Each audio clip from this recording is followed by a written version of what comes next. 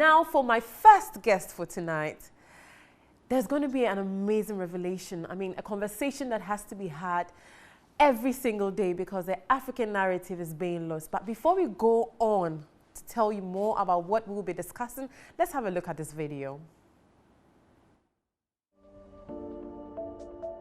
Before the advent of television and the internet, books played a huge role in communicating culture. Cinderella, Rapunzel, and Snow White are Disney characters that most millennial, Gen Z, and X grew up with. The description of these characters in storybooks as beautiful, fair skin with long tresses of hair have somehow defined what a beautiful girl should look like. How does the African child with kinky hair and brown skin place herself in the world where the description of beauty is not what she sees in herself when she looks in the mirror? How does this shape her impressionable little mind? How do these stories empower her? Chimamanda Ngozi Adichie once said, "Many stories have been used to dispossess and to malign, but stories can also be used to empower and to humanize. Stories can break the dignity of a people, but stories can also repair that broken dignity." African writers such as Malaka Grant, Rubiayo Agoka, Mesha Kasari, and other prominent African writers are using their stories to empower and to restore dignity. Booksie, a Pan-African bookshop and literacy center based in Accra, is waging a campaign to make African literature accessible. Children are read to and are encouraged to read about characters that look like them and to make them appreciate reading and to help shape their mindset in preserving their Africanness. The founder of Booksie is Edem Torkornoo. She is a communication specialist, a bookseller, and educator. She was a teaching fellow at Meltwater Entrepreneurial School of Technology in Accra, a founding team member at African Leadership University. Edem graduated from the Holyoke College in 2013. Welcome, Edem, to the Real Studios. A big welcome to our first guest, Edem Torkornoo. Welcome, madam. You look amazing, I must say. Thank you so much, Malia. Thanks for gracing us here on The Real Show. And looking at the video, like, I'm very, very excited. You know, tell us about Booksie. What brought that up? Okay, so Booksie is, I always say Booksie has two superpowers. Okay. And our two superpowers are, one, making African children's books easily accessible. Okay. So we have a bookshop, an online bookshop, and a book subscription service. And then our second superpower is teaching children how to read. So we run a literacy center where children come learn to read. We host story time events where authors read their books to children. Okay. And we also run an annual reading camp. So during the long vacation, we share the love of stories and the joy that can be found in books with children. Okay, but what brought that up? What brought the idea of Booksie? It's many things.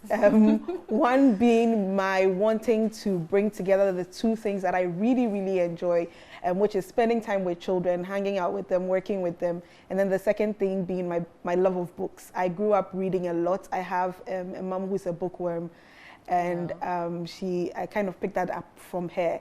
And so when I was thinking about, after I had left a job and I was thinking about what I wanted to do, I knew I wanted to start a business, and I wanted to start a business where I was doing something that I enjoyed. Yeah. And so that's how Booksie came about. Great. I mean, even from the research, it came up that you're the chief bookworm of Booksie. So that definitely depicts your love for books.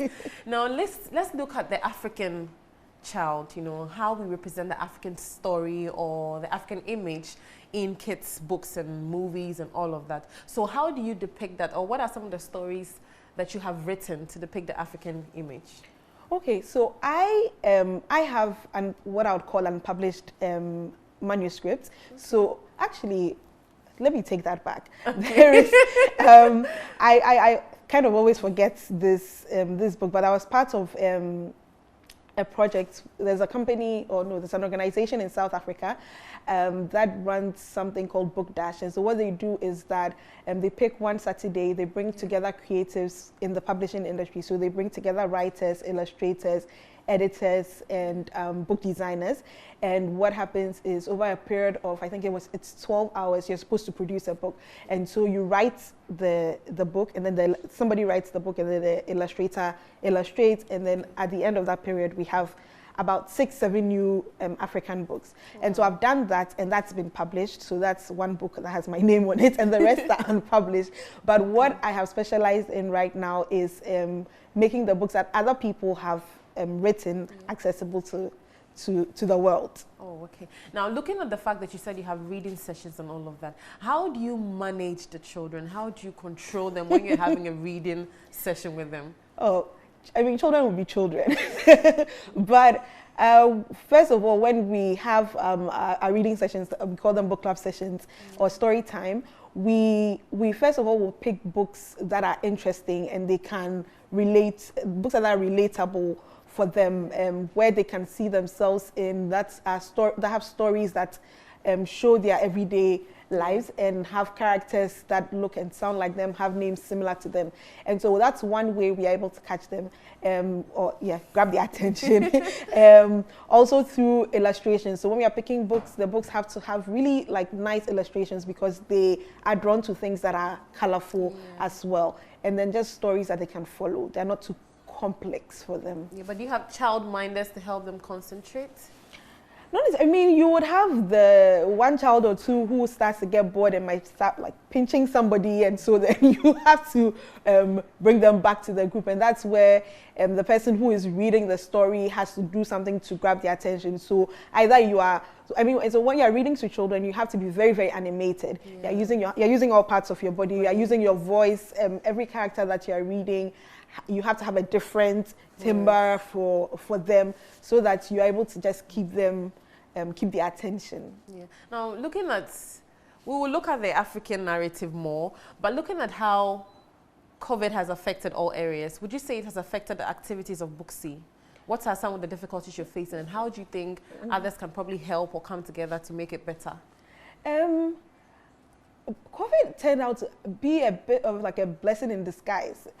I say this because our book club community really grew during the lockdown period. We used to have our book club sessions in person, and then when we were hit by COVID, we couldn't do it anymore, and so we started having these online. And what happened was we would have people who are not, because if you are not in Accra or you are not in Ghana, if you're having an in-person session, you can't be part of it. But people who are outside Ghana, who are outside Accra, becoming part of our community and becoming regular members of our story time activities. And so that actually grew our numbers in terms of the community. It's just been returning to in-person activities, just trying to stay healthy, trying to pay attention to COVID protocols has not been fun, because it means that when we have things in person, we have a reduced number, and you can't really do things that everybody has to touch something. So that's been like a downside to it. But how do you get the parents to join your reading sessions now that you're doing more online? WhatsApp has been my friend. So you send something to one parent, and then the parent passes it on to other parents. Parents share. So what I've found out is that parents share a lot. They are in communities where if they find something that they think is good, they will tell other parents about it. So WhatsApp has really been a lot of word of mouth, and some social media as well. Okay, but do you have like a website that if a parent is watching us now and they're interested in what you're doing, they want their kids to be involved, how do they reach out? Yes, our website is www.mybooksiebox.com. MyBooksiebox. Yes, mybooksiebox.com. Right. And Booksie is spelled B-O-O-K-S-I-E. Right. And all our social media handles on Instagram, on Twitter, on Facebook are MyBooksiebox. MyBooksiebox. Yes. All right. Okay, so then parents should just get involved through www.mybooksiebox.com. Now, to the part I have been waiting for. You know, growing up, we hear a lot of stories we can relate to. We have traditional stories we hear from Ghana, even before you look at the African picture. But these days, it's not so much like that. So with the Kokwanansi stories that Edem Torkornoo used to tell us on TV and all of that, we've lost that. So how are you working on getting the African or Ghanaian stories that we know, that represent who we are, to the kids? Okay, so I mean, we don't have By the Fireside on TV anymore, unfortunately. But we still have a lot of books. So we have Kokwanansi books. So anytime we get to know about a Kokwanansi book, we take it on into we add it to our collection of books that we have. Okay. If we are able to have the author of the book read to the community, we would get them to do it. And then there's one thing that I discovered, that an audiobook app called Accra Books. Okay. And Accra Books has been slowly getting people who have written books to turn them into audiobooks. So it's an app that's focused on just African books. So Booksie is doing physical books, Accra Books is doing audiobooks. And so Accra Books has really nice children's stories. So yesterday I was playing Tehinta. I don't know if you know this famous rhyme is from there. How do you Debbie Miko Keinka. So we were playing it as Booksie nice. Yesterday using that app. So when we find little gems like that, we grab it and try and spread the gospel. Yes, and hopefully, last year this Edem Torkornoo did some shows though.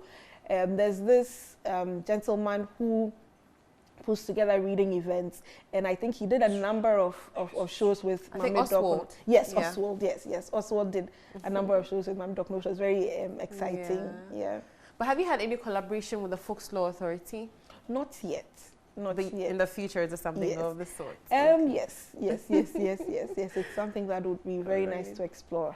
All right. Now, looking at social media, there's a lot of impact that is having on children's learning activities, okay?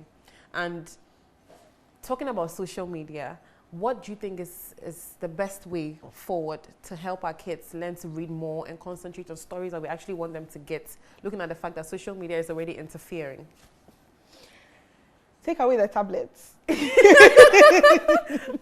Take away what some of the things I hear from Booksie parents is, okay, it's limited screen time. You do this and then you can have just a few minutes of tablet time. When you come to Booksie, we hardly do anything with screens. Okay. We try to show them that screens are not the only way you can entertain yourself. Lots of arts and crafts activities. What we do is we pair books with an activity. So you read a book where there was like a king, maybe your activity would be making a crown.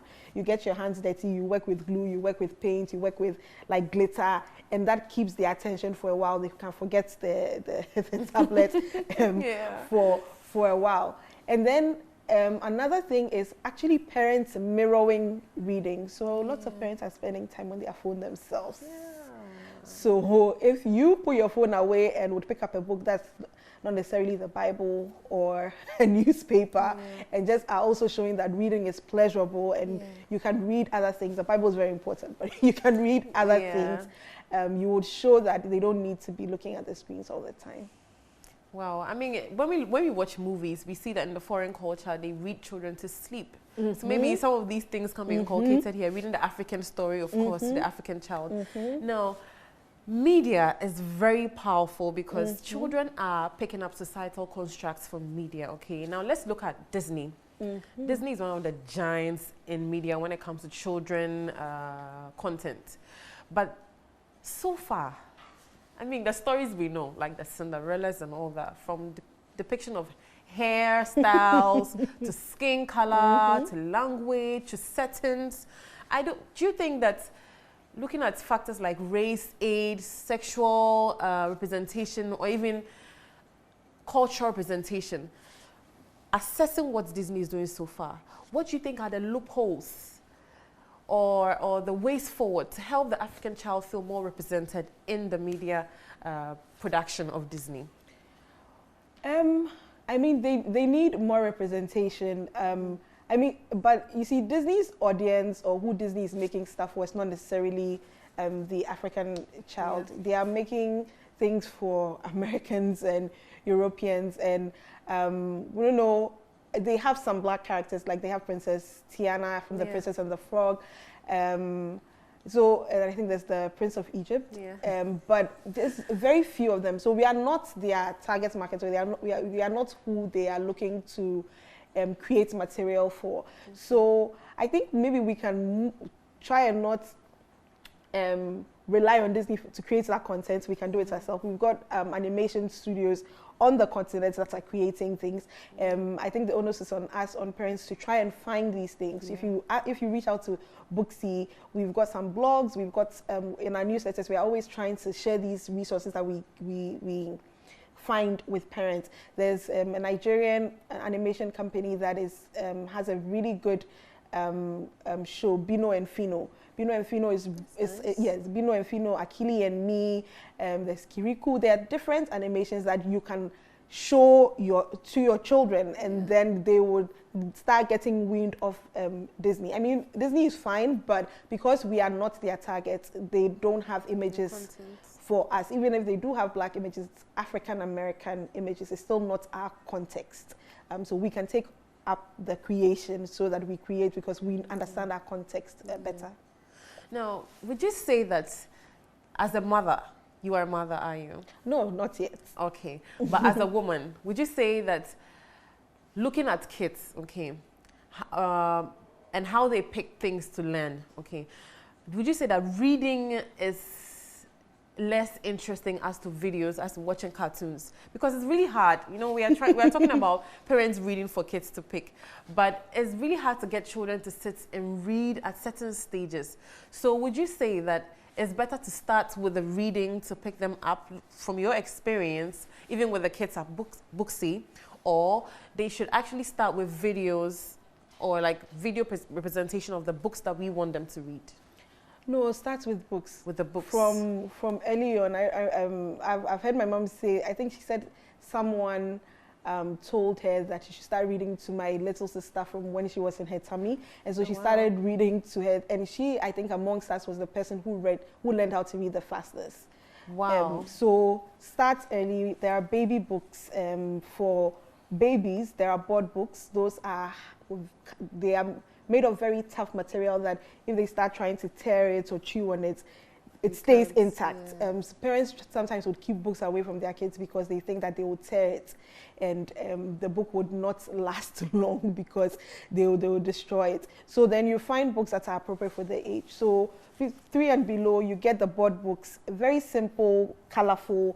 Actually, now I wish I had come in with a few samples. And you start from the beginning. When they are sleepy, when they are bored, just read, and also have books around you all the time. If you have books there, even if it's just like 10 books, created a little book, a corner, like a nook where you display the books there nicely. All those things make it attractive, because the truth is the visuals in front of us or video things, they are pretty. There's color in it, and so it will catch your attention quickly. And so if you also make books look attractive, then it will catch their attention. But start from when they are babies, newborns, just read. Wow. Now, where can we find your library? If there's a parent watching who wants to come over with their kids, do you sell books, or people can just come and read and leave them there, like library time? Both. So you can buy books from us online at our website. Again, it's www.mybooksiebox.com. Okay. And then you can also come in physically and come and buy books as well. You can walk in, leave your child there, and pick them up a few hours later. We are here in Northbridge, actually on the same streets. Yes, nice. 2 minutes from Metro TV. So nice. On the same streets as Alisa Hotel, opposite UMB. There are lots of nice landmarks around us. Opposite UMB, the same building as the Association of Ghana Industries. So you can just walk in and come and read with us, or buy books to take home to read with you. Do you have an age range of children who can come? Yeah, so for the books that we sell, it's from newborns till teenagers. Till about 18, you would find books for us. We don't do adult books, yes, but we are really concentrating on children because we want to catch them young. But for our reading lessons and book club activities, it's 3 years to 12 years. Okay, so in that case, then you have childminders, because if you're saying someone can leave their kids. Oh yes, right, we do have childminders, yes. All right, but in the past, okay, or have you had situations where you felt the need that you should probably expand to maybe, like you're saying, because of COVID, you cannot do expansions physically all the time.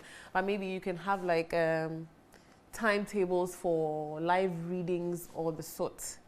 Oh, yes. I mean, in terms, even if, expanding in terms of physical locations, because sometimes the distance is a bit of a hindrance to some people, but we try and keep, if things are not physical and they are virtual, there's always some activity. Like we always have a monthly story time where we have an author reading virtually, because even though we've started in-person things, realize that we enjoy our virtual community. And so there is that virtual story time that we're able to touch base once a month with our community. Yeah. Okay, so for instance, me in particular, looking at the fact that I enjoyed the whole Kwekwana side stories, is there any plan to collaborate and have a children's animated movie right here in Ghana based on some of these stories that are from, you know, before that we know? Do you have plans of the sort? Yes. You want me to let out Booksie secrets? Only on the real show, though. Yes. There are plans. If you look back at even where the different ideas were written down when Booksie was starting, that's one of the things. So you just watch out. We would be bringing you stories in all forms. We'll be celebrating African stories in all forms, not just books. Wow, that's great. So far you don't have anything for adults, just children from 3 to 12. Yes. I feel like adults, you've grown, you should be able to manage yourself and read. And there are lots of adult book clubs and resources that you can rely on. But for children, they're still being developed. So that's where we are looking at now. Once again, looking at the fact that you're targeting children, is there something to help children who may have some disabilities, like children who may be blind?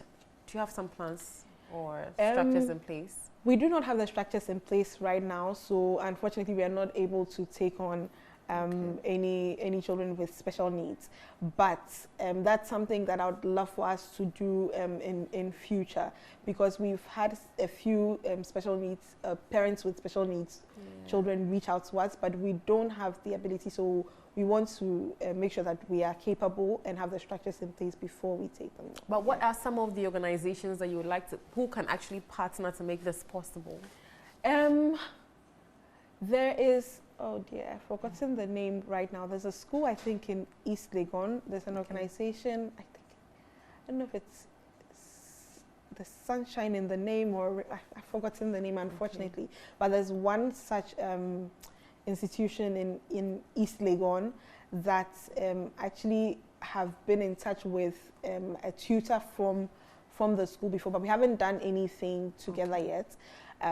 But we've been in contact, yes. How long has Booksie been in existence? In November, it will be 3 years old. Oh. So it's still like a baby. It's like a toddler. Now it walks. If you think about it in development, now it's walking and finding its feet, but it's still a baby. What's your team like? What do you think we can do to help this? Because this is a very, very, very good mission you guys have, to sort of tell the African narrative through books and getting children to, be more interested in reading. What are some of the things that you think you could get help with to move the whole thing forward? Oh, money. Simple said. That's it. If I could get somebody coming to pour some, I don't know, some $100,000 into this would be really, really wonderful. Yeah. But one way that if you do not have money, you can support Booksie is to just spread the word. Just tell other parents about us. You just spread the word, and that would bring money in. Okay, that's interesting. All right, now people are saying that kids have to have reading activities made more interesting with playing and all of that. So are you having thoughts of doing something with playgrounds? I don't know, some collabs with playgrounds. You know how we have adult events where you can go and feel interactive. Do you have an annual calendar with events of the sorts? Yeah, so one Our space is a reading space, but it's also a play. It's made playful. We have toys, we have blocks, we have dolls, because if you have a child with you for 8 hours and all you put in front of them is books, even an adult will get bored. Bored. So we make the space as playful as we can, but we have done like reading parties, and we want to do story time at events, and also done it for, I think during COVID we did like a virtual story time party with somebody, which was like really fun, and but we haven't collaborated with a playground yet. Yeah, right. At the moment it's just making our space as playful as we can, in addition to the things that we do. But Booksie has taken a great course, and we'll just go on a quick commercial break. We'll be right back. All right, now that we are back, I have a surprise for you. Usually on the show, our viewers know we have some performances. Tonight, I'm not going to be telling what it is, but the beautiful Effie is about to surprise us. Enjoy.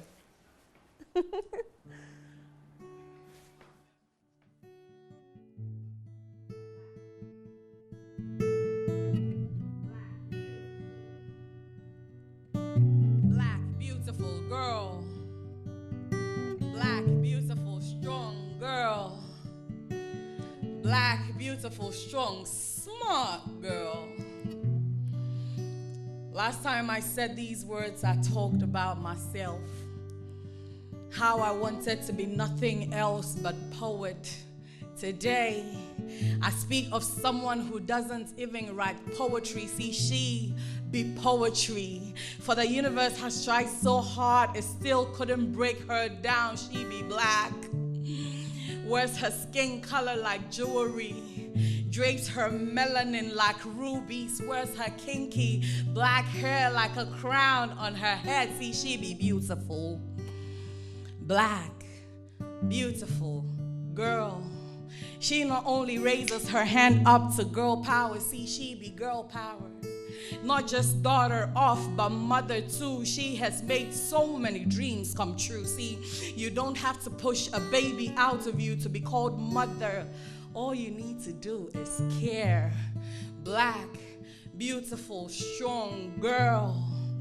In a world where everything is turning white, she still tries to put color back into the soul of black children by opening their minds to black culture, using black literature. See, if that isn't strength, then tell me what is.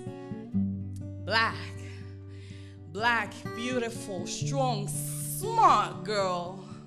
If I could put her intelligence into words, I'll call myself smarter than her. See, she is the true definition of beauty and brains. She is an example that black women are more than just our hips and thighs. She be brains. Black, black, beautiful. Black, beautiful girl. Black, beautiful, strong girl. Black, beautiful, strong, smart girl. See, she makes me proud to be poet. For she makes me write all these and even more.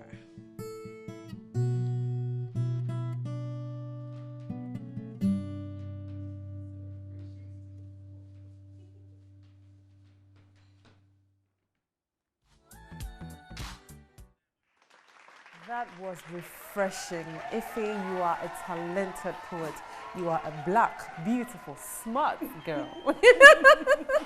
I hope you enjoyed that. I did. So beautiful. I know. So beautiful. And you are doing so much for our future leaders. You know, they say that if the first black person or the first human on earth was born into a forest and all they could do was use their hands to push the forest apart, the next generation will probably try to use a hoe to create a path forward, and then we'll widen it up, and then the next generation will probably put some materials on it to give it tar, to make it tarred and all of that. So what you're doing is you're making the future better, and that is so commendable. Oh, thank you. Thank you so much for coming. But before you go, any parting words? My parting words are, first of all, I would like parents, adults around children to, first of all, model reading. to get children reading materials, to become readers and to make the children around them readers. And when they are picking out books for their children, it's totally fine to pick out books that are not Ghanaian books or not based here. That's very fine, because somebody said books are windows and mirrors. So mirrors that reflect your own life, and windows into other people's lives. But a lot of the material that people usually buy are the ones that are windows into other people's lives. So let's start buying the ones that are also mirrors that reflect our lives. And then, yeah, that's what I would say to all the adults around us, including the ones in this room. Thank you so much. And I've got a gift for you. Ooh, okay. Yes. Thank you. Thank you so much. Thank you. Thank you. Place it by you so that you're comfortable. Thank you. So these are products from JN Products. Okay. They are the producers of the Silky Style products. So they have a wide range of products, from shampoos, conditioners, disinfectants, and so much more. So I hope you enjoy this. You try it, and probably even reach out if you want more. Thank you so much. Metro TV, insightful and inspiring moments.